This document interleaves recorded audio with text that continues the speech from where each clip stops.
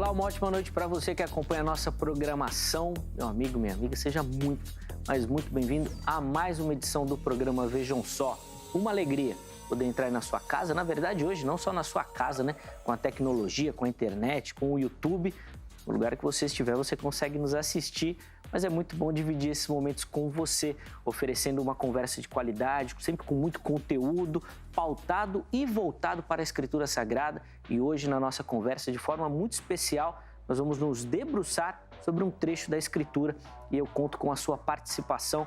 Daqui a pouquinho eu vou apresentar o tema e vou também abrir a oportunidade de você que nos assiste participar respondendo a nossa enquete. Antes, inclusive de apresentar os meus convidados também, eu quero aproveitar essa oportunidade e mandar um abraço muito especial para o Giovanni. Ele entrou lá no meu perfil do Instagram, daqui a pouco vai aparecer aqui para você. Fique à vontade se você quiser fazê-lo também, tá bom?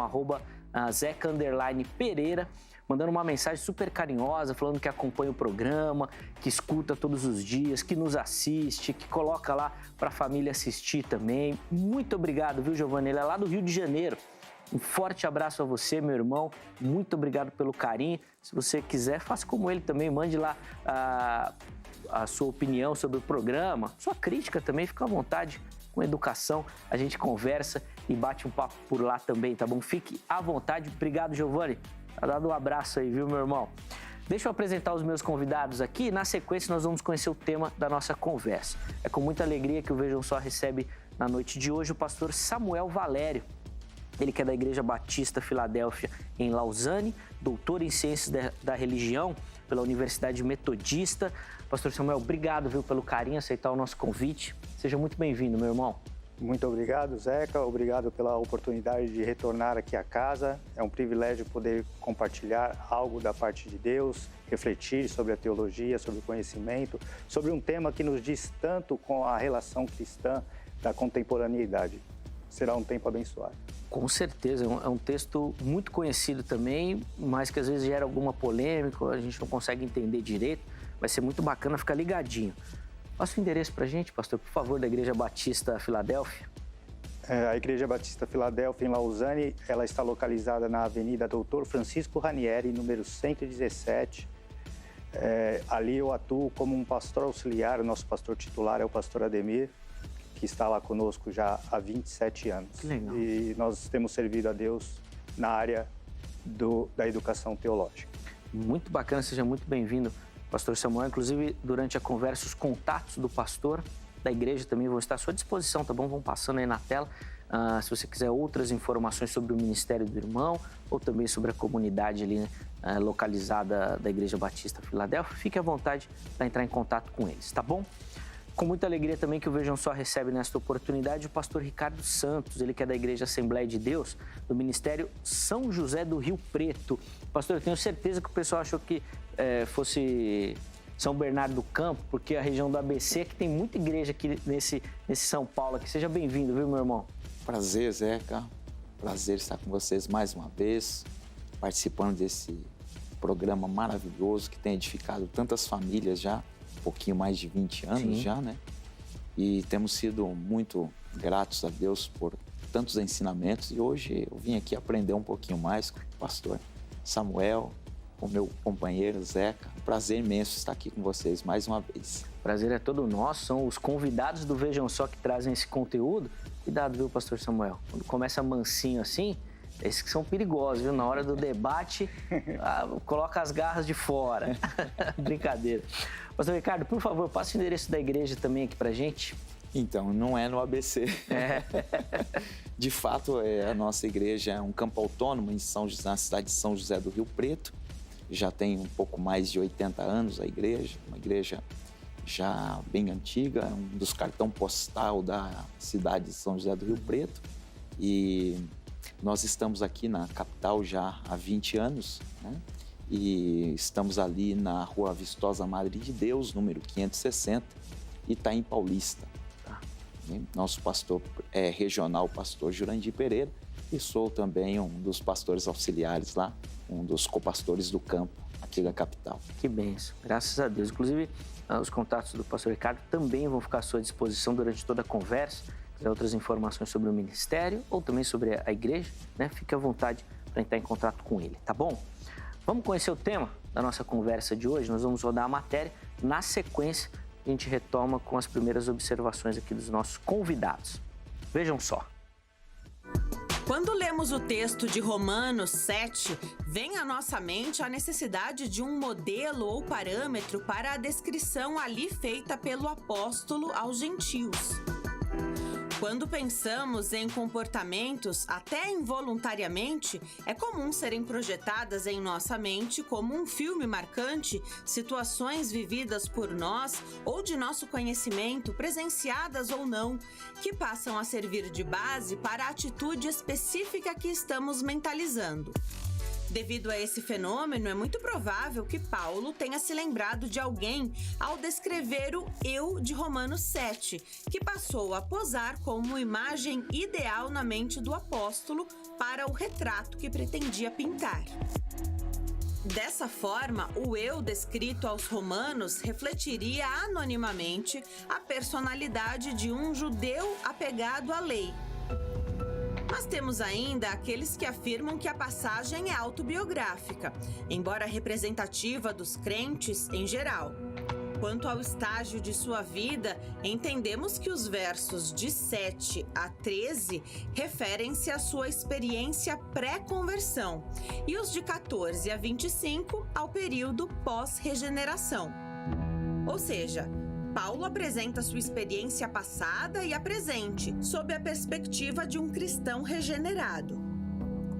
O texto de Romanos 7, 7 e 25 tem sido grandemente debatido pelos estudiosos por causa do uso que Paulo faz da primeira pessoa do singular. Quem seria o eu referido ali pelo apóstolo? Seria um personagem específico? Se a resposta for afirmativa, há alguma possibilidade de identificá-lo? Ou seria o caso de ser apenas um modelo formado na mente de Paulo? Vamos nos debruçar sobre esse texto bíblico e tirar as lições e aplicações. Fique ligado, pois o Vejam Só já começou. Já começou, cheio de assunto para a gente tratar. Espero que nosso tempo dê conta, né, de suprir as necessidades e de todas as perguntas que nós temos diante desse texto maravilhoso, que foi muito bem apresentado aí na nossa matéria de abertura. Antes das opiniões iniciais, 2 recadinhos bem rápidos para você. Primeiro, o nosso novo site. Acesse lá www.hittv.com.br. O endereço é antigo, mas o site é novo, tá bom? Totalmente repaginado, inclusive já salva lá nos favoritos, daí sempre que você entrar no seu navegador, você consegue acessar rapidamente, tá bom? Muita informação sobre a emissora, sobre a programação, sobre os programas e também uma nova forma de interação, tá bom? Você vai perceber que os apresentadores, eles vão manter uns blogs, tá? Então ali você vai conseguir conversar também com os apresentadores da casa, saber sobre os programas, sobre a dinâmica, mais uma oportunidade para a gente interagir, tá bom? Então fique à vontade, hittv.com.br. Além disso, vai aparecer aqui também, já está aí, ó, nosso QR Code. É uma pesquisa que nós estamos fazendo aqui na emissora para oferecer para você uma programação muito melhor. Então, o que a gente quer? Você que já gosta aqui da HIT, já gosta dos programas, que você participe dando a sua opinião, tá bom? Então, é só aproximar o celular do QR Code, você já é direcionado para essa pesquisa, muito rápida, muito simples, bem objetiva, você vai ver. Enquanto você acompanha aqui as primeiras observações dos convidados, você responde, tá bom? O QR Code vai ficar um pouquinho aqui disponível para você. Aproveite para participar e dar a sua opinião, tá certo? Bom, vamos entrar no nosso bate-papo e começar a conversar sobre o tema. Pastor Samuel, eu vou começar com o irmão. Eu sei que essa primeira pergunta normalmente é a pergunta mais complexa do programa, mas eu vou pedir um pouquinho de objetividade nela, mas obviamente colocando os seus pontos, e depois nós vamos aprofundá-los, tá bom? O texto que nós estamos tratando ali de Romanos 7, Paulo está falando dele ou de outra pessoa? E aí eu vou pedir para o irmão completar, dizendo se é um período antes ou depois da conversão a Cristo. Bem, eu penso que Paulo fala de si mesmo, porque ele aponta características muito pessoais no texto. Paulo, como sabemos, também doutor na lei, estudou filosofia aos pés de Gamaliel, uma pessoa erudita, preparada e muito zeloso da lei, né? E ele, depois que ele se converte a Cristo, e por isso eu entendo que também ele está falando de um tempo posterior à sua conversão, ele entra em conflito com essas questões judaicas que estão ali apresentadas no texto aos Romanos, porque é uma carta para a Igreja de Roma, mas ele trabalha não só nesse texto do capítulo 7, como também no próprio capítulo 8 e outros textos na carta aos Romanos, questões relacionadas ao comportamento, à religiosidade judaica. Então, particularmente, acredito que ele fala de si próprio e aponta características muito particulares, muito singulares da sua própria biografia, algo que, para mim, denota essa questão. Agora, conforme nós fomos dialogando aqui, nós vamos apresentando outras questões. Sim, sem dúvida. A gente vai aprofundando essas observações que são realmente fundamentais, né? E que fazem parte dessa nossa pergunta principal.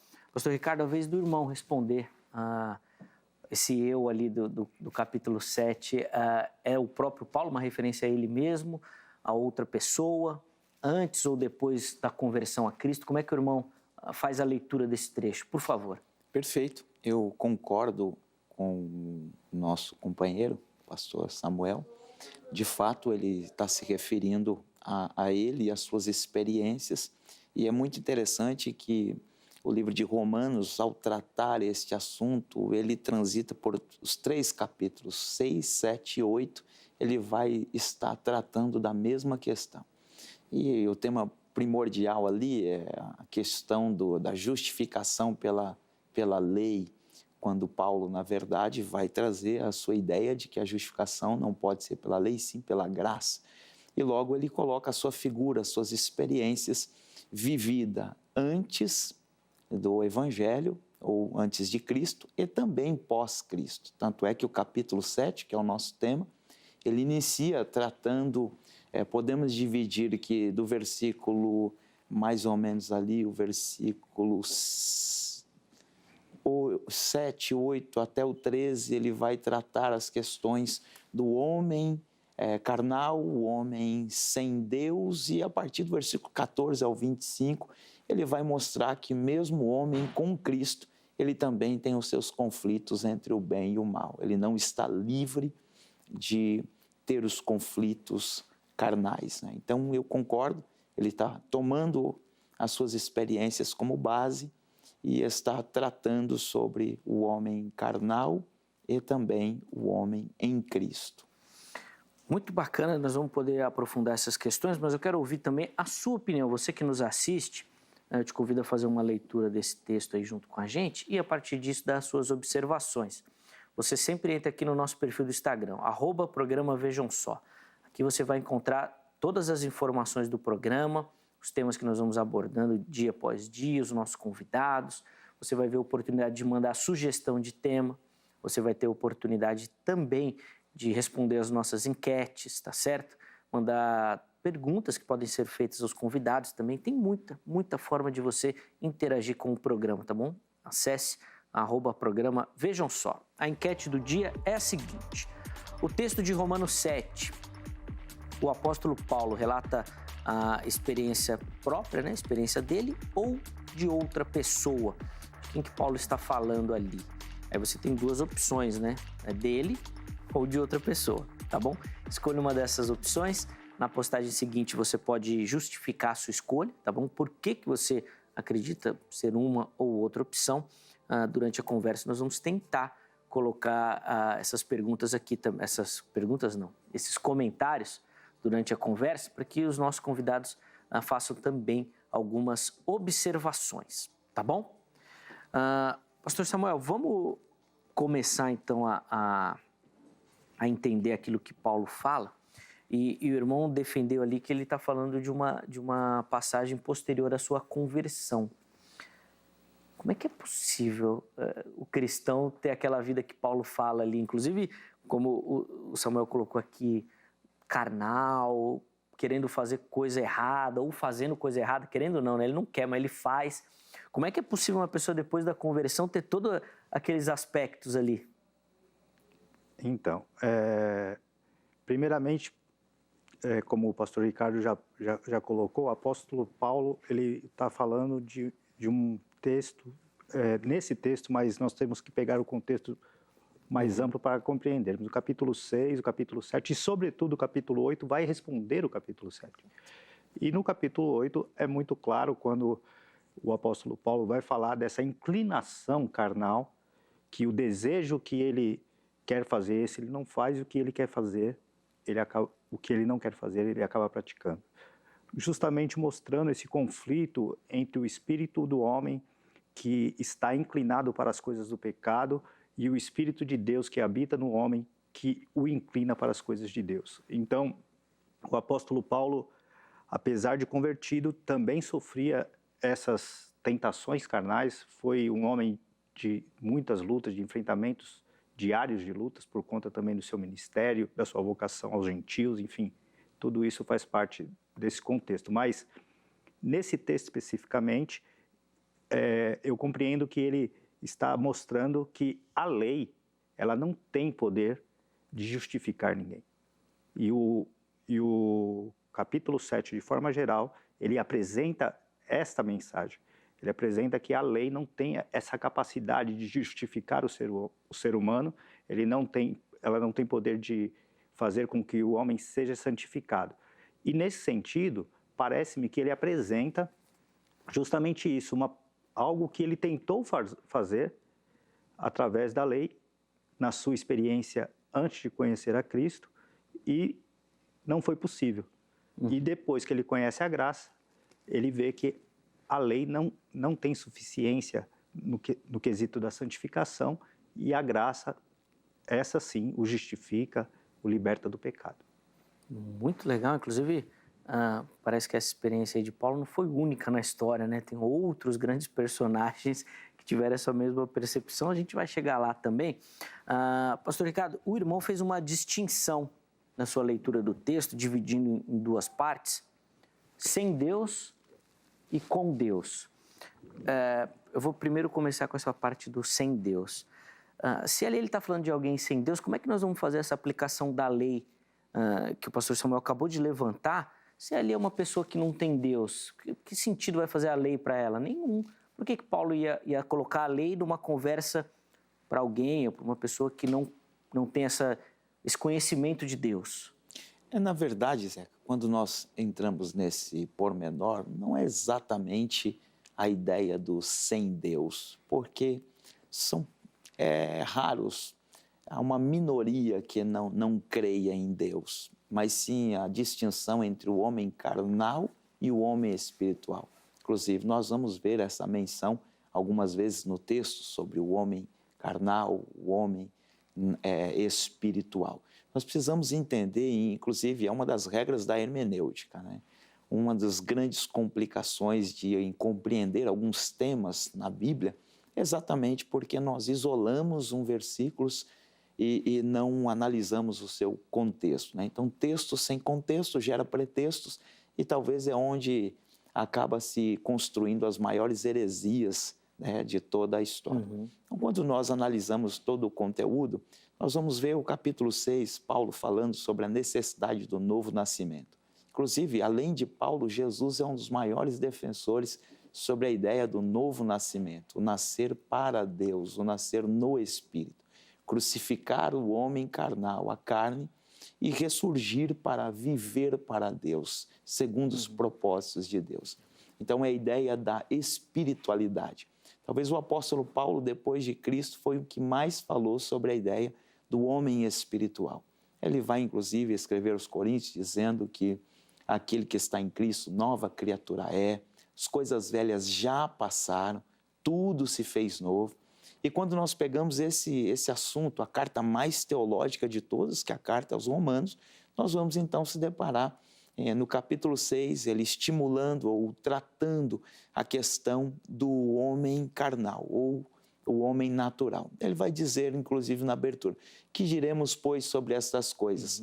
Permaneceremos no pecado para que a graça abunde? Ele fala, não, de modo nenhum. A ideia não é permanência no pecado. Inclusive, alguns se apoiam nesse texto para dizer, não, se Paulo com todo o seu conhecimento, seu gabarito. O homem pecou, então eu também posso pecar e está tudo certo. E, na verdade, não.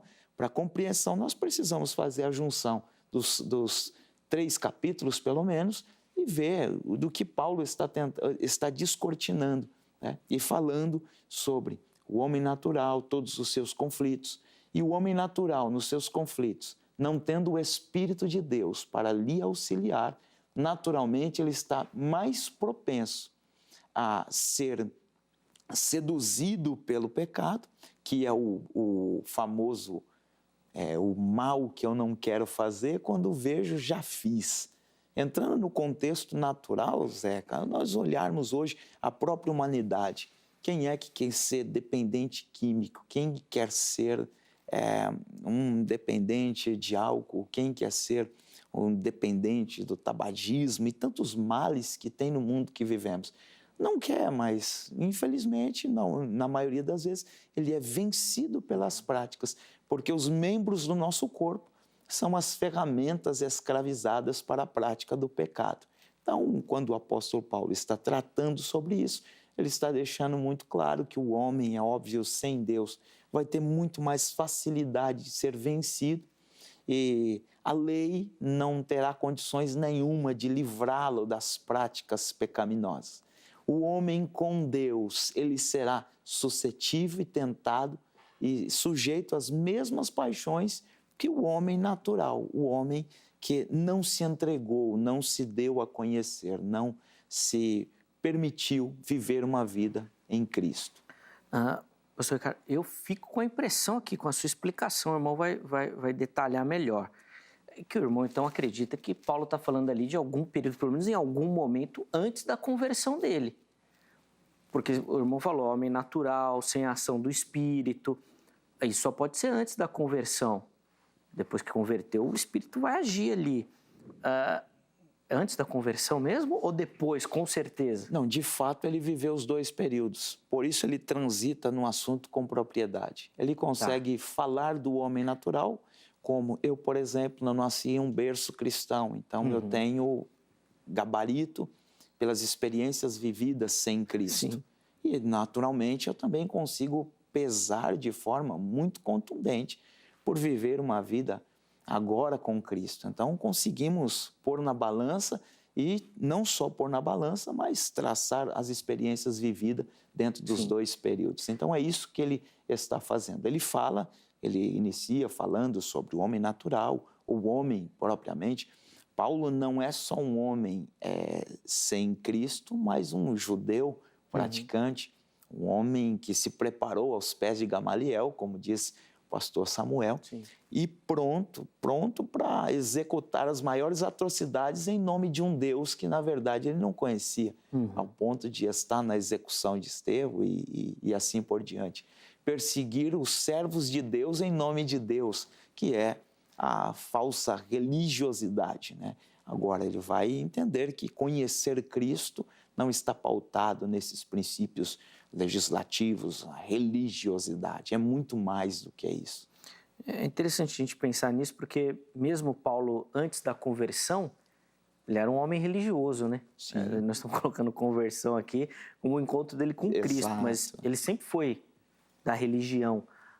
O texto a gente pode colocar essa aplicação no texto também, pastor Samuel, dessa religiosidade, esse conflito entre a fé verdadeira e a religiosidade? Sim, também podemos pensar nesse aspecto. E um outro aspecto que nós temos que ressaltar é que o cristão peca. Isso. Na carta de João, né, no capítulo 1, no versículo 10, ele afirma que aquele que diz que não tem pecado é mentiroso. Quero ver você falar isso para os wesleyanos. Exatamente. Então, o cristão peca. Isso é o que a palavra nos relata, né? Então, agora, como é esse pecado? É um pecado deliberado? Ou é um pecado que muitas vezes tem a ver com essa natureza, que o apóstolo Paulo narra aí no capítulo 7 e no capítulo 8? Creio eu que tem a ver com essa natureza. Essa briga interior, essa luta do Espírito de Deus com o Espírito humano que vai puxando puxa para cada lado. E muitas vezes nós damos vazão a esse homem interior que deveria estar sepultado, né? Porque quando nós nascemos de novo, nós sepultamos o velho homem, mas muitas vezes ele quer se ressuscitar. E nós vemos cristãos que praticam determinadas coisas porque justamente permitem que isso reaflore na sua vida. Então, o cristão ele não está isento do pecado. A Bíblia fala isso. Agora, ele não deve praticar deliberadamente o pecado.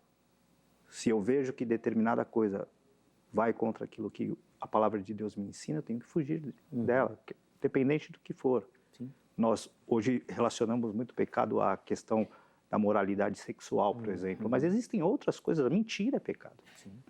Né? Aliás, a Bíblia, quando fala daqueles que vão ser lançados no fogo do inferno, entre eles está o mentiroso.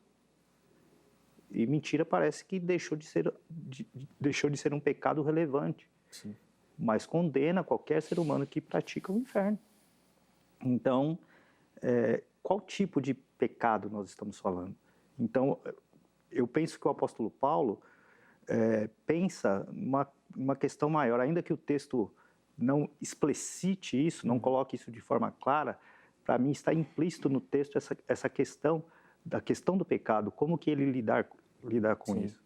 E então o apóstolo Paulo, desde o capítulo 3, ele já vai apresentando, né, que o salário do pecado é a morte. Então, depois no capítulo 6, então quer dizer, o apóstolo Paulo vai trabalhando essas questões, mostrando que o pecado faz parte da natureza humana, caída, sem conhecimento de Deus. Quando eu conheço Jesus, agora o Espírito Santo me guia por um caminho novo, um caminho excelente. E ainda que eu peque, e também o apóstolo João continua na carta, né? Agora eu tenho um advogado. Sim. Então, eu estou liberto do pecado. Depois nós vamos aprofundar essa questão do pecado. E o pastor Samuel, meu irmão começou com uma fala que eu achei muito interessante, né? Que precisa ficar claro que o cristão peca. Eu vou querer entrar nesse detalhe para saber principalmente como é que a igreja trata essa questão também. Mas daqui a pouco, porque eu quero entrar em um versículo aqui específico e vou aproveitar que o irmão falou veementemente que Paulo está falando depois já de convertido, da sua experiência pós-conversão, para o irmão explicar o seguinte, versículo 14, aí do capítulo 7. Porque bem sabemos que a lei é espiritual. Eu, todavia, sou carnal, vendido à escravidão do pecado. Como é que o crente é carnal, pastor? Como é que a gente explica isso? Me ajuda aí. Tem crente carnal? Ah, muito, né? Boa. E nós pentecostais... Não precisa dar os nomes. E nós pentecostais gostamos de usar muito essa nomenclatura, né? Crente carnal. Né? Mas, enfim, nós somos de natureza carnal e de natureza espiritual, né? Quando nascemos de novo, a nossa natureza agora é regenerada e temos essa propensão a buscar as coisas de Deus, as coisas do Espírito de Deus. Mas essa natureza permanece lá em nós, né? E nós temos essa luta que eu já citei, não preciso aqui retomar. Mas a questão é que a carne, no sentido humano, de nós sermos gerados em pecado, tudo isso continua trabalhando, e isso tem a ver com a própria natureza da nossa criação, de onde fomos criados, né?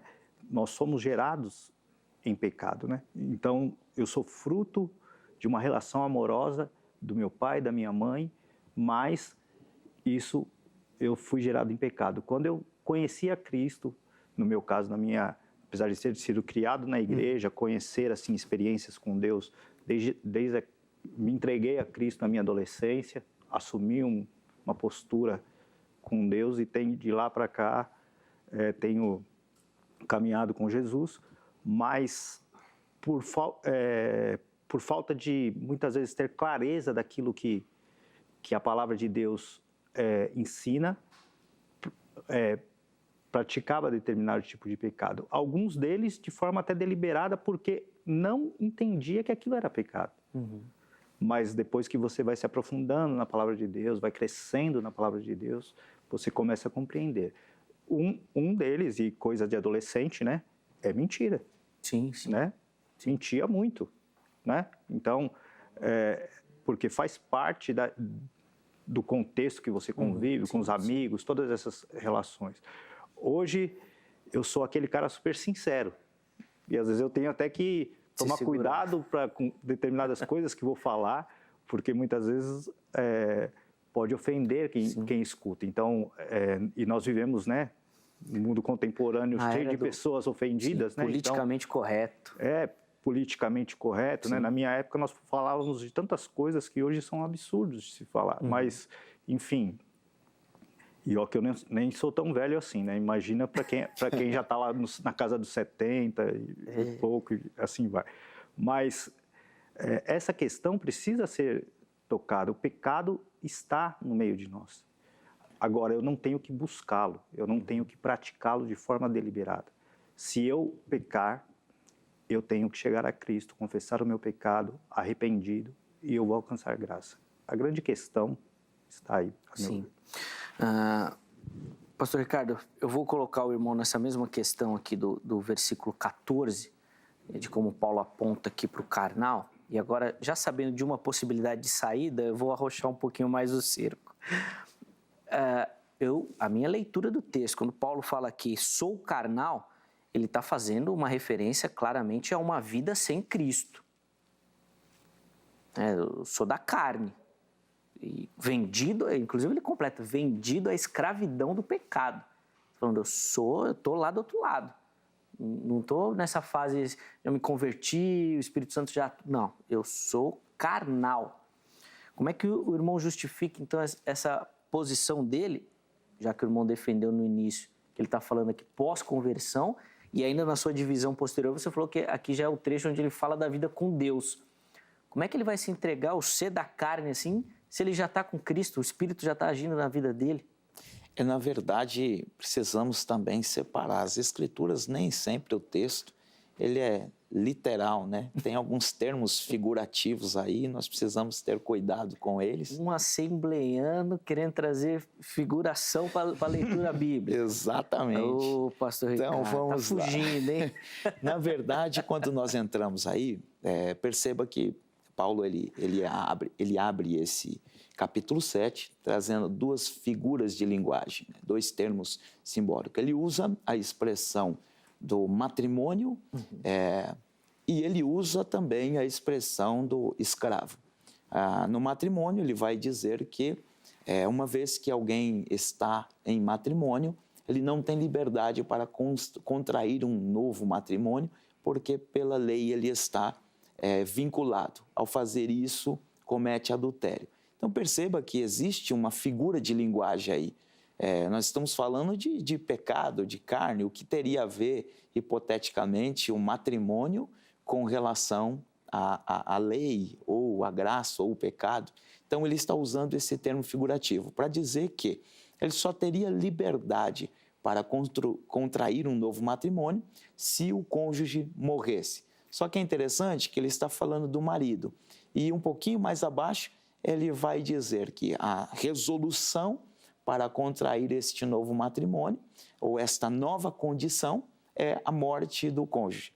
Porém, ele encontra uma solução ao descrever a ideia, dizendo que nós é quem temos que morrer. Morrer para quê? Morrer para o pecado. E se pegarmos o contexto do capítulo 6 todinho, ele está falando sobre isso. Morrer para o pecado, e ele vai dizer, se morrermos no pecado simboliza ser crucificado com Cristo, cremos que ao ressurgir também seremos beneficiados ou herdeiros de todas as grandezas conquistadas no Calvário. Então, quando ele transita nestas figuras de linguagem, aí ele vai trazer depois a ideia do escravo, e aí é onde entra essa questão. O ser humano, ele é escravo do pecado. O pecado é um tirano que não respeita ninguém, que leva os seus súditos a um sentimento de prazer, mas que esse prazer pode custar muito caro. Aquilo que começa muito bem pode terminar muito mal, em grandes ruínas, em grandes prejuízos. Então, quando ele traz a simbologia, a linguagem da ideia do ser carnal, essa é exatamente o contexto do homem natural e que está vivendo abraçado com o pecado. Eu sou carnal, eu tenho os desejos da carne. Ou a minha matéria-prima é o barro, é a carne. Então, a psicologia costuma dizer que nós somos refém do ambiente em que vivemos. Então, nós somos estimulados a todo tempo às práticas que, no contexto da nossa existência, você está na moda, você está legal, você está vivendo dentro do contexto, o que a filosofia chama do senso comum, fazendo o que todos fazem. Então, isso não pode ser, isso é caretice dizer que é pecado. Por quê? Porque é o contexto da época que vivemos, as práticas que todos costumam realizar e automaticamente seria normal, porque nós vivemos exatamente a inversão de valores. O que é correto se tornou incorreto e o que é incorreto se tornou correto. São as inversões de valores. Então, dentro da ideia da escravidão, é exatamente isso. Eu sou carnal e, como um ser carnal, os meus membros estão ofertados às maiores aberrações, às práticas pecaminosas que o mundo me oferece. E são os estímulos que eu recebo da mídia, os estímulos que eu recebo desde a hora que eu levanto até a hora que eu deito, os estímulos que eu recebo, às vezes no transporte, os estímulos recebidos em músicas, os estímulos recebidos no convívio social, por todas as coisas que legislativamente se tenta apoiar, se tenta aprovar, introduzindo ao nosso contexto e ao nosso modo de vida. Então, quando Paulo diz, eu sou carnal, ele está exatamente trazendo essa ideia, o vínculo da carne. E dentro de um contexto carnal, obviamente, o resultado disso, o tirano chamado pecado, nos levará à ruína por meio das práticas. E é nos meus membros carnais que eu pratico tudo aquilo que o pecado me oferta. Todo esse agir. Quer fazer algum comentário, pastor Samuel? Viu que o irmão estava folheando a Bíblia aí?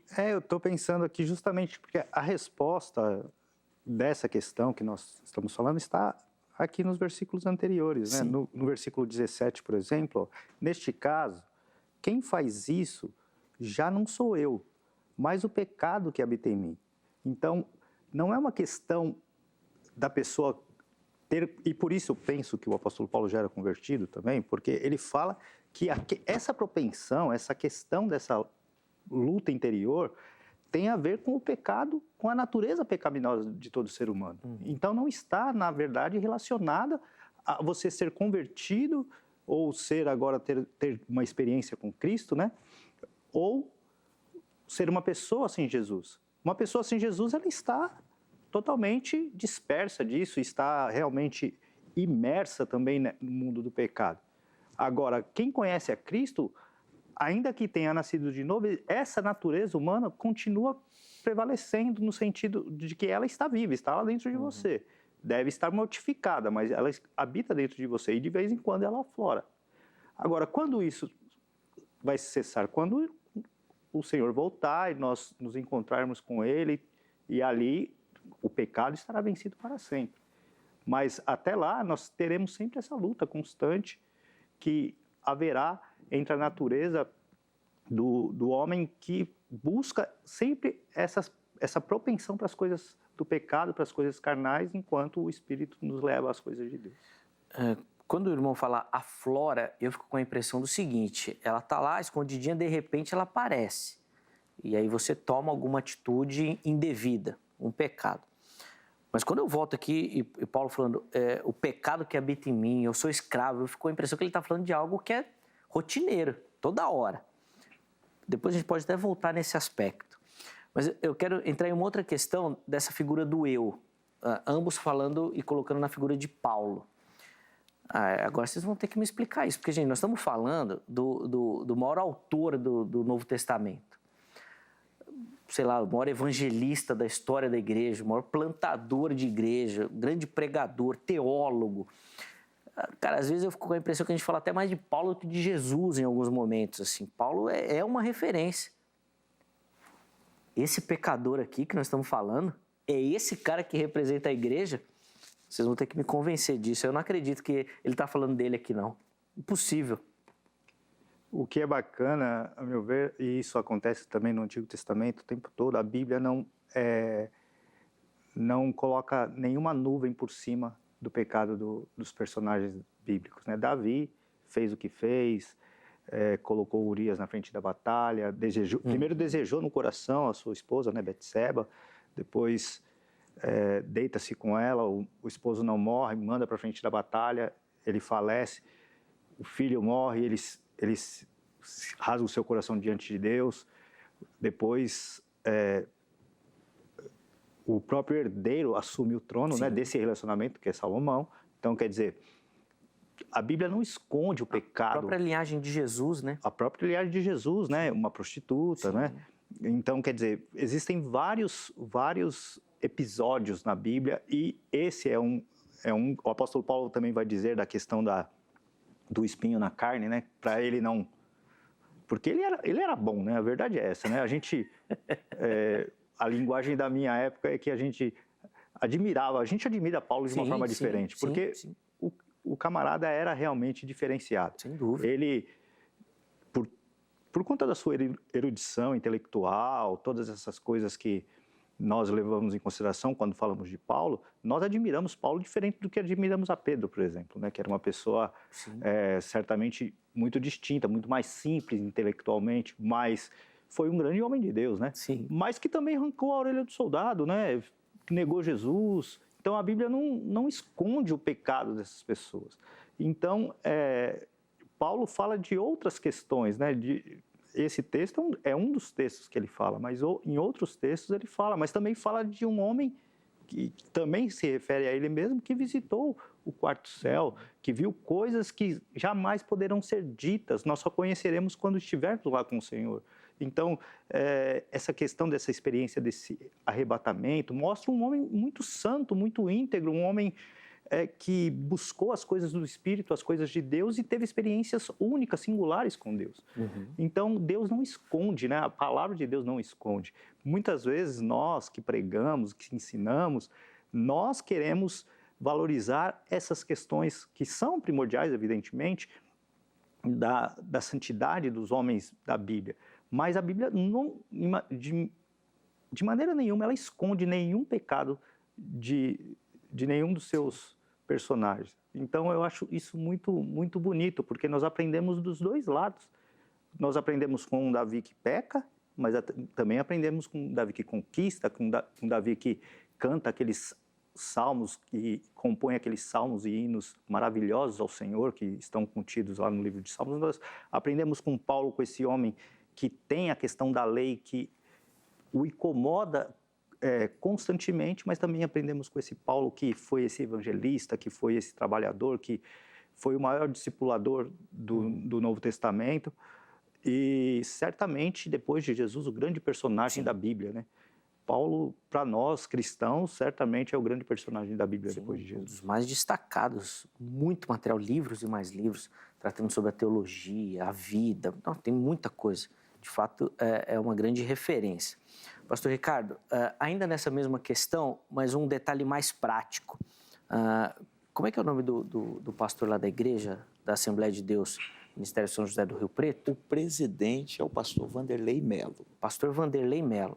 Meu irmão, é só uma suposição, tá bom? Só uma suposição. O pastor Vanderlei saiu da presidência da igreja, foi para cuidar das questões internacionais da igreja.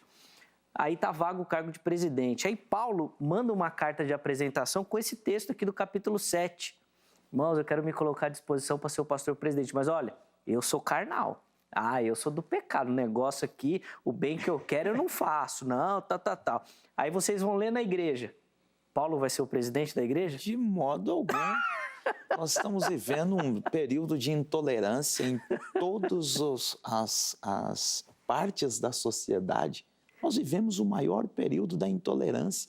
Inclusive, uma das maiores inversões é achar que pastores são impecáveis, que pastores são super-heróis. Pastor é um ser humano comum, que tem emoções, que tem família, que tem necessidades, que carece de carinho, que carece de atenção, que precisa ser cuidado. E há uma intolerância terrível.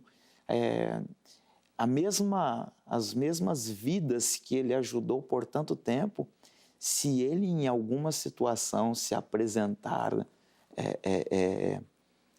de alguma forma, descumprindo os princípios, ele não vai...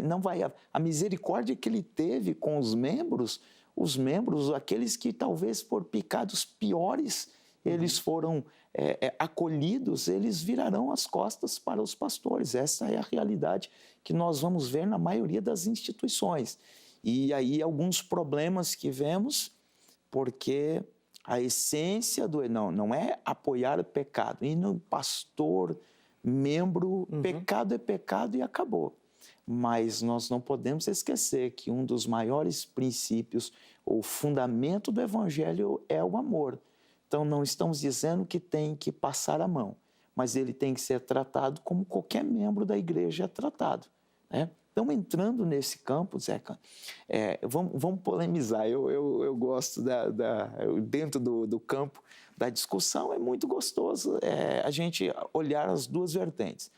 Aí não está dizendo também que Paulo está falando do momento presente, onde no texto nós conseguimos afirmar que Paulo está falando que é o momento que ele está vivendo. Não é o momento. Eu consigo enxergar isso dentro de uma ótica diferenciada. Paulo está descortinando os lemas, as dificuldades do homem natural. Então, ele vai falar sobre o nascimento, novo nascimento, capítulo 6. Capítulo 7, ele vai discorrer os lemas do homem natural. Inclusive, eu volto a dizer, depois falo até com um pouquinho mais de propriedade, sobre os estímulos que a Bíblia nos traz por Jesus e também muito pelo apóstolo Paulo. O gabarito do apóstolo Paulo é algo fascinante.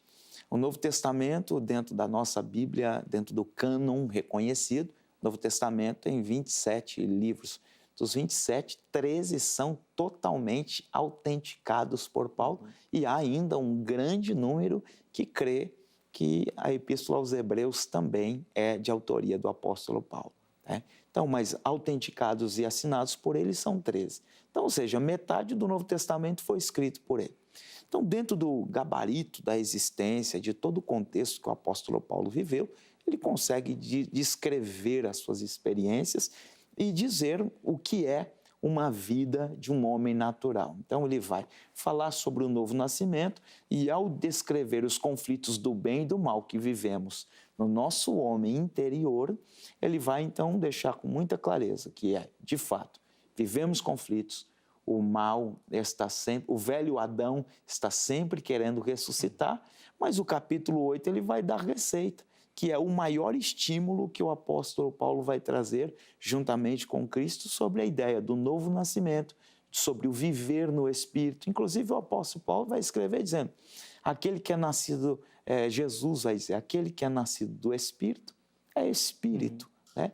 E Paulo vai discorrer sobre essa questão com muita propriedade também, estimulando ao viver no Espírito, uma vida espiritualizada. Inclusive, ele vai dizer, aquele que é nascido do Espírito, discerne bem todas as coisas e por ninguém é discernido. Então, para ele chegar nessa retórica, ele precisa passar para o passo a passo do homem natural e mostrar que nem a lei, nem os princípios humanos, nem a religiosidade é capaz de justificar o homem. Senão o sacrifício de Cristo não teria valor algum. Sim. Pela graça somos salvos. Essa é a grande lição, da frase. A grande lição que a gente precisa reter. Exatamente. Pastor Ricardo, defina para mim, bem objetivamente, okay. Tá? Por favor. Perfeito. Quando o irmão fala homem natural, o que o irmão está falando?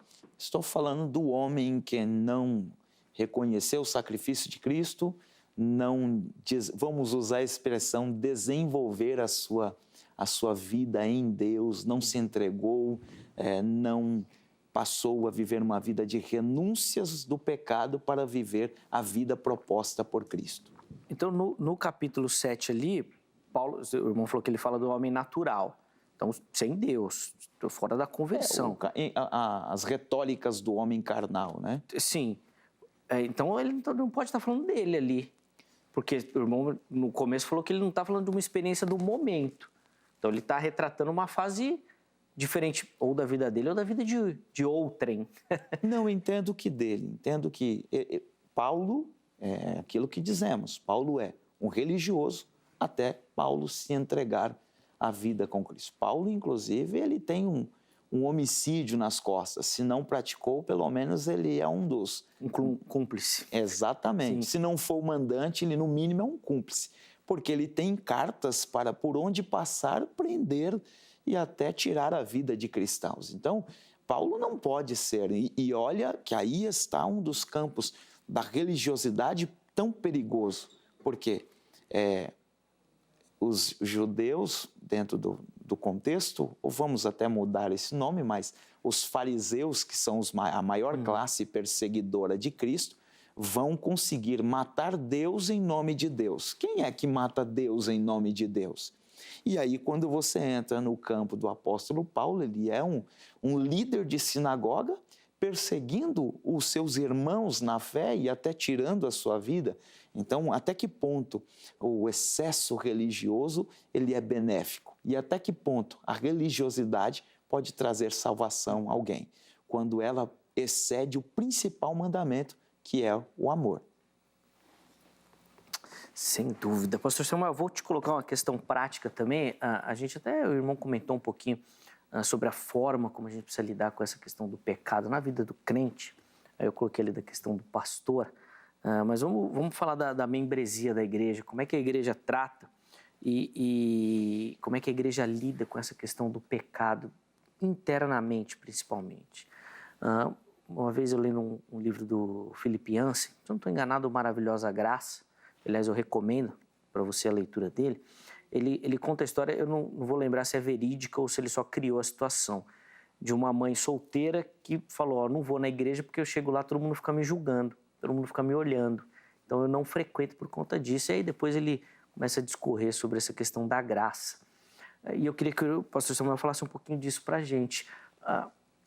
Eu vou aceitar a ideia de vocês que é Paulo que está falando, que ele está falando depois da conversão, tá bom, vou entrar no barco de vocês.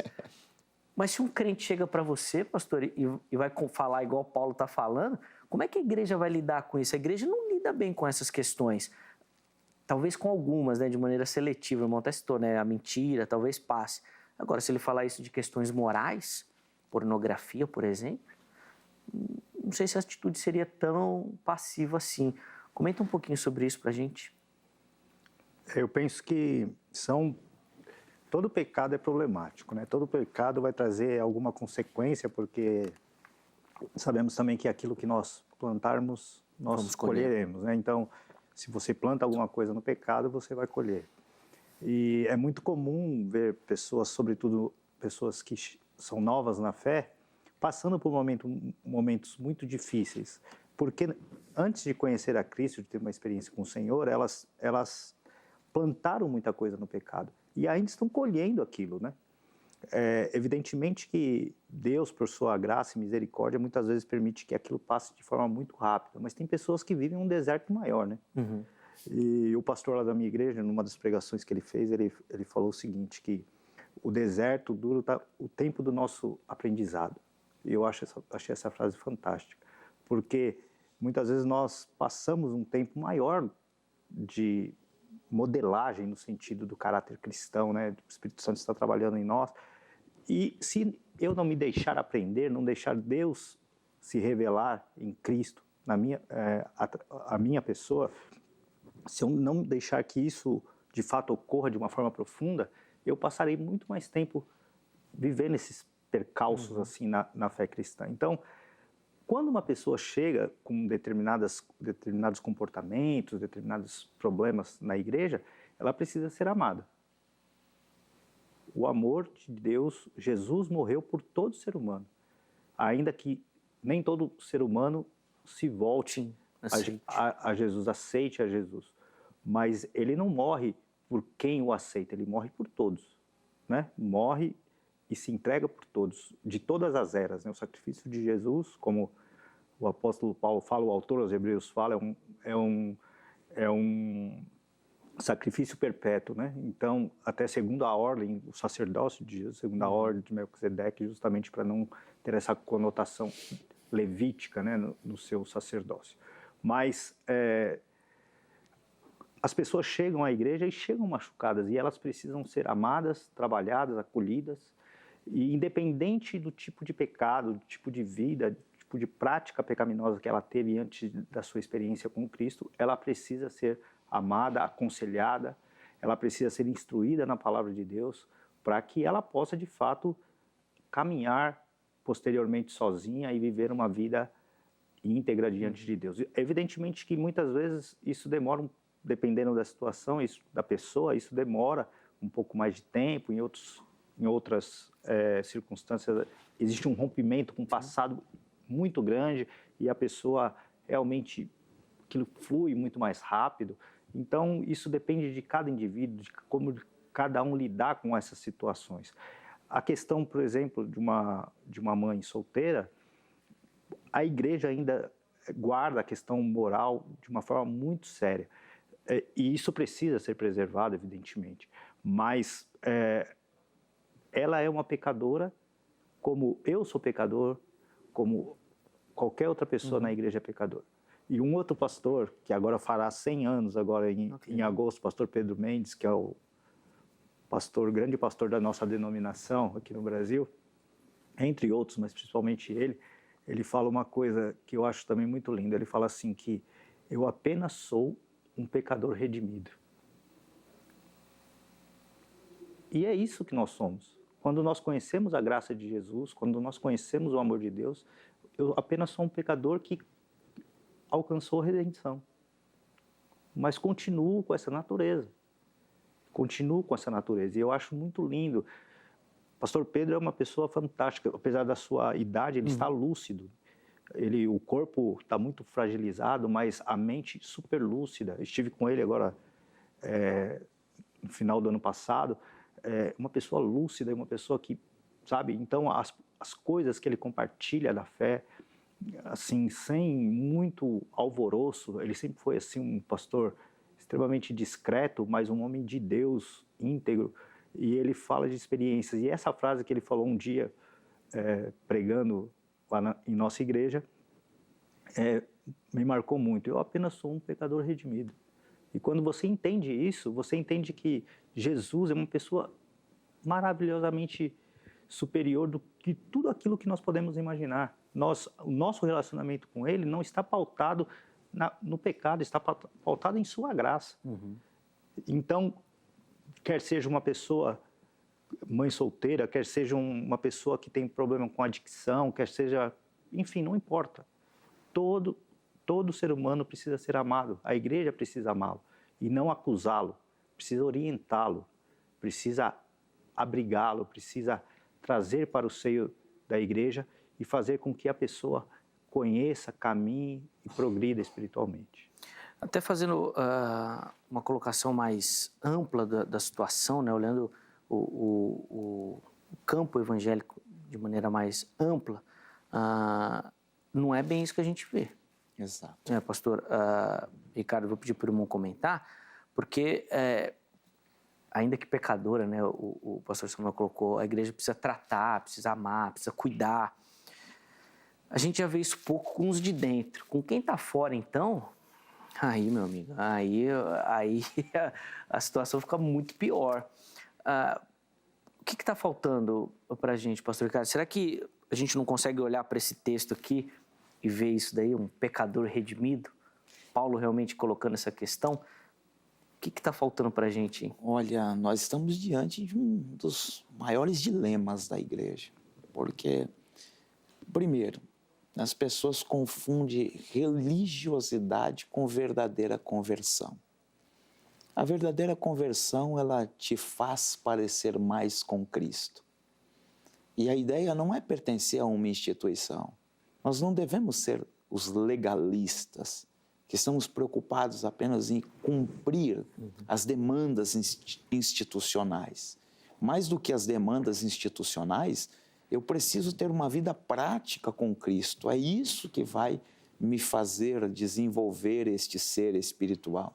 É isso que vai me fazer ser aquilo que Deus espera que eu seja. Realmente, Zeca, a igreja ela não está preparada para lidar com os seus maiores desafios. Eu concordo em gênero e grau. Eu seria aqui, até com perdão da palavra, demagogo se eu tentasse defender a ideia, porque a prática é exatamente o que o nosso amado pastor disse. A prática tem que funcionar assim. Só que não adianta só nós, pastores, exercermos isso, quando, na verdade, se você tenta exercer o amor, você pode ser até, de certa forma, rotulado como alguém que está apoiando coisas erradas. Tolerando o pecado. Exato, sendo tolerante ao pecado. Então, na verdade, a igreja, ela, em algum momento, ela se perdeu. Em algum momento, a igreja deixou de entender. Não podemos resumir a igreja a 2 horas de domingo, como a maioria está fazendo hoje. Não podemos resumir uma vida com Deus a fazer parte de um departamento da instituição ou ter cargos. Não podemos resumir a igreja à ostentação que virou o evangelho, o negócio de muitos. O evangelho é muito mais profundo e mais simples do que tudo isso que a nossa geração está vivenciando. Então, na verdade, o evangelho na prática é isso. Mas, com muito respeito, a maioria das instituições não está preparada para os maiores desafios. A maior crítica do pecador é chegar na igreja e sentir que ele não foi acolhido. A maior resistência do pecador é sentir ele sai machucado, como dizia o Senhor, ele vive machucado no mundo, passa as suas piores experiências e ele ouve dizer que há um Cristo que pode lhe ofertar um abraço, lhe dar uma oportunidade, refazer a sua história, refazer a sua vida. E aí, quando ele vai buscar Cristo dentro da instituição que leva o seu nome, ele vai se deparar com um grupo de religiosos que estão, de alguma forma, apontando os dedos, censurando a sua vida, quando, na verdade, ele deveria acolher, dar o amor e auxiliá-lo para que ele, de fato, encontre a Cristo. E muitas vezes é o que você estava dizendo, Zeca. A igreja está tendo, e essa talvez seja a maior demagogia, eu falar em alcançar o pecador quando temos conflito dentro daqueles que estão habitando no mesmo espaço. Como é que eu posso estar pronto para receber o que está fora quando os que estão dentro ainda não estão se atendendo? Então, dentro dos princípios do evangelismo, a igreja precisa estar pronta para receber os novos membros. E a condição de estar pronta é ela viver em harmonia. É óbvio que onde há seres humanos vai ter suas dificuldades. Você vai ver o próprio apostolado de Cristo em alguns momentos, até disputando os primeiros lugares. Mas dentro de um consenso, eles ouviam o mestre, estavam prontos a, de alguma forma, refletir o que era dito e buscavam sempre a evolutiva ou a evolução na sua vida prática. Então é isso que nos falta. As pessoas estão indo para a igreja fazer parte de uma instituição e não se converter a Cristo. E é desse rótulo que Paulo está tentando fugir, do cristão carnal. O fato de estar na igreja não me blinda contra o pecado. O fato de pertencer a uma instituição não quer dizer que eu não posso pecar. Mas, quanto mais eu me aproximo de Deus, mais eu me afasto do mundo e do pecado. Essa é a retórica do cristão. Quanto mais eu me aproximo nas minhas orações, nas minhas práticas, na minha vida cotidiana, eu costumo inclusive dizer, Zeca, que a melhor mensagem que pregamos não é a mensagem expositiva, não é a mensagem por meio das nossas orações ou as nossas oratórias, os nossos sermões. A melhor mensagem é a prática, é a de boca fechada. Porque aquilo que você faz, não há ninguém que anule. Você está vivendo na prática e alguém está observando tudo isso. E o que falta para nós é esse contexto prático. Jesus não é uma apologia a não evangelizar. Mas Jesus não anunciava em carro de som, Jesus não tinha Facebook, Jesus não colava cartazes, mas quando alguém ouvia dizer que Jesus ia chegar, já tinha uma grande multidão lhe esperando. E uma das coisas que mais trazia admirações de Cristo é que Um dia alguém vai dizer, nunca vimos ninguém fazer o que ele faz, aleluia. E quando nós entramos nesse contexto, Jesus disse, sede os meus imitadores. Ele vai rogar isso e Paulo vai repetir essa mesma retórica, a necessidade de nós repetirmos o que foi Cristo. E aí a conclusão que eu chego é que quando Jesus vem e passa por todas as prerrogativas que o homem passa, nasce, desenvolve-se, vive como ser humano e ele, de certa forma, passa por tudo isso impecável, a maior demonstração que ele quer dar não é que o homem pode viver sem pecado. Isso fica muito claro. Mas, na verdade, qual é o segredo para que ele passasse pelos processos da vida sem ser vencido pelo pecado? Ele vai mostrar, inclusive, na prática. Na maioria das vezes, Jesus está em oração, Jesus está praticando o amor, Jesus está praticando os princípios da palavra e ele está dando exemplo em tudo isso. Então, na verdade, o estímulo que Jesus está trazendo para nós não é só viver em pecado, mas é desejar viver da mesma maneira que ele viveu, em comunhão com o Pai. A gente vai se dirigindo para o nosso intervalo, 1 minutinho, para essa resposta, para a gente poder encerrar. Vai ter que ser 1 minuto mesmo, hein? 1 minuto mesmo. Romanos 7:25 é o último versículo desse trecho. Eu estava utilizando até agora a revista atualizada, vou ler na nova versão transformadora, que eu particularmente gosto demais. Graças a Deus, a resposta está em Jesus Cristo, nosso Senhor. Na mente, quero de fato obedecer à lei de Deus, mas, por causa da minha natureza humana, sou escravo do pecado. Quero obedecer, mas não obedeço. Checkmate no livre-arbítrio. Não? Não, o livre-arbítrio... Aí a gente deixa para uma outra vez, né? Porque vai tomar uma outra conotação. Mas eu como penso de forma mais arminiana, apesar de gostar muito da teologia de Calvino, né? Gosto muito daquilo que ele apresenta como a questão da predestinação, mas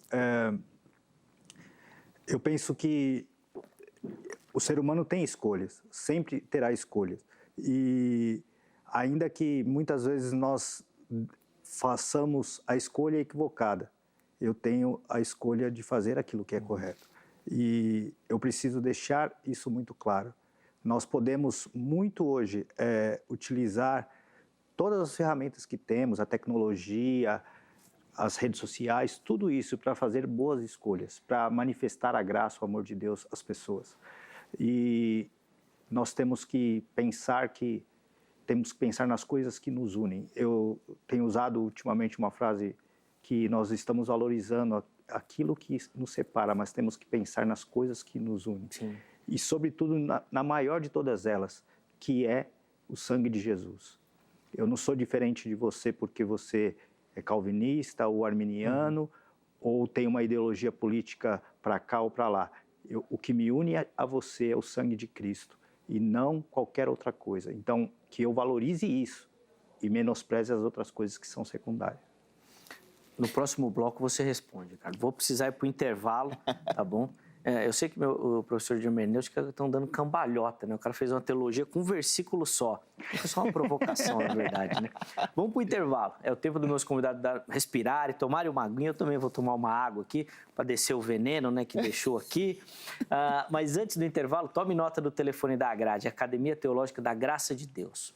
Parceira aqui do Vejam Só durante esses 20 anos. Se você gosta de estudar Sagradas Escrituras, vai para a Grade, que é um lugar preparado para você fazer isso, tá bom? Código 11-3115-0819, a Secretaria-Geral fica em São Paulo, mas a Grade tem unidades espalhadas em todo o Brasil. Você vai descobrir qual é a unidade mais próxima da sua casa, os cursos oferecidos, e aí você pode se tornar o próximo aluno da Grade, tá bom? Anota o telefone, amanhã em horário comercial você liga. QR Code do nosso canal oficial do YouTube, o canal oficial da HIT.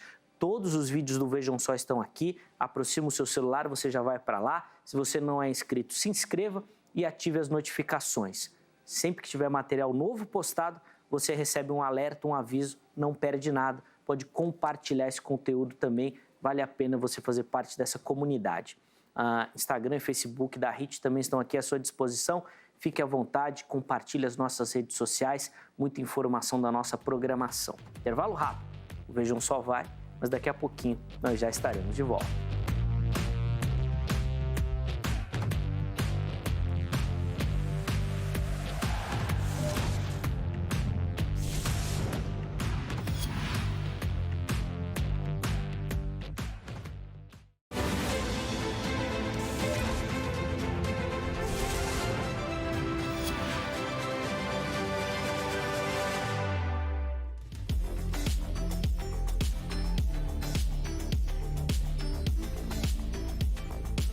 Muito bom, já estamos de volta com o programa Vejam Só, hoje nos debruçando ali sobre o texto de Romanos 7, sobre tudo aquilo que Paulo fala, se fala dele, fala de outra pessoa, antes, depois da conversão, quem é aquele eu que ele coloca aqui, recebendo no nosso estúdio o pastor Samuel Valério, da Igreja Batista Filadélfia em Lausanne, e também o pastor Ricardo Santos, da Igreja Assembleia de Deus, Ministério São José do Rio Preto.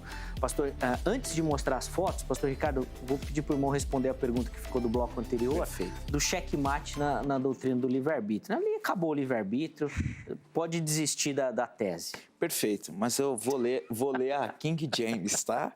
Graças a Deus por Jesus Cristo, nosso Senhor, de modo que eu mesmo, com a razão, sirvo a lei de Deus, mas com a carne, a lei do pecado. Então, na verdade, ele coloca aí os dois campos, né? Eu sirvo a Deus pela razão e pela carne, acabo me inclinando ao pecado. Então, na verdade, o livre-arbítrio, ele sempre é o que norteia as nossas vidas. Inclusive, eu gosto muito do princípio do livre-arbítrio e eu gosto muito de trabalhar. Hoje eu não estou exercendo pastorado, mas quando exerço pastorado, eu não trabalho com imposições, não trabalho com conflitos ou confrontos. Eu gosto exatamente de estimular os membros ao livre-arbítrio, porque se o próprio Deus dá o livre-arbítrio, quem sou eu para impor alguma coisa a alguém? Livre-arbítrio é o que norteia a nossa vida. Eles escorregaram bem, escaparam, achei que tinha dado um nó final, não consegui. Muito bom. Ó, na sequência, eles vão fazer algumas considerações finais rápidas e oferecer para você uma aplicação de todo esse conhecimento que você recebeu durante essa noite. O que você tem que fazer com tudo isso? Na sequência. Agora eu quero dar aquela moral para você que assiste o Vejam Só e manda sua foto participando, tá bom? Agora, de preferência, já aparece aí para o nosso perfil do Instagram, @programa Vejam Só, ou pela nossa página lá no Facebook, Programa Vejam Só, tá bom? Utilize esses canais, as nossas redes sociais, mande lá a sua foto. Não esqueça de colocar o seu nome completo, a cidade e o estado, tá bom? De onde você fala. Se alguém tirou a foto ou aparece com você, manda o nome também. E meu irmão, fique atento, tá bom? Porque você manda a foto e concorre a brinde. Às vezes a gente tem dificuldade para localizar o ganhador, ele não responde. Então você que mandou a sua foto, fique atento, porque você pode ser o ganhador do brinde que eu vou mostrar na sequência. Nossa primeira foto vem lá de Montes Claros, Minas Gerais, terra boa demais. Montes Claros é maravilhoso. E aparece aí para você a Eliane Martins, acompanhando o Vejam Só, tá lá ao fundo do Vejam Só. Eliane, obrigado, minha irmã. Deus abençoe sua vida, sua casa também, tá bom? Mande um grande abraço aí a Montes Claros, Minas Gerais. Nossa próxima foto é lá do Rio de Janeiro, da cidade de Niterói. Mais uma telespectadora, a Ângela Hiller, ou Hiller. Depois manda um áudio, tá bom, Ângela, com a pronúncia certinha aí, tá bom? Um abraço a você, também acompanhando o Vejam Só, toda a sua família. Encerramos o nosso passeio de hoje lá em Uberlândia, Minas Gerais, Triângulo Mineiro, terra também abençoada. E quem aparece aí é o Livingston Mendonça, acompanhando o Vejam Só, também tá ali ao fundo da televisão. Livingston, obrigado, viu, meu irmão, pelo carinho, forte abraço. O Livingston também sempre manda mensagem lá nas redes sociais, mandando muita sugestão de tema. Obrigado, meu irmão. Deus abençoe a sua vida, faça como esses telespectadores e você vai concorrer a essa Bíblia que vai aparecer, Bíblia de Estudo da Reforma, um oferecimento da Sociedade Bíblica do Brasil. Além da leitura do texto, obviamente, você vai ter muito comentário bíblico, tá bom? Então você vai poder acompanhar, ter algumas observações, tá certo? Material de excelência, Sociedade Bíblica do Brasil é referência, tá bom? Nós vamos fazer o sorteio dessa Bíblia na semana ou no dia em comemoração ao aniversário da Reforma Protestante. Então dá tempo de você mandar. Participe. Irmão, 5 minutinhos para a gente encerrar. Pastor Samuel, vou começar com o irmão. Considerações finais bem breve, mas reforçar uma aplicação para quem nos assiste, por favor.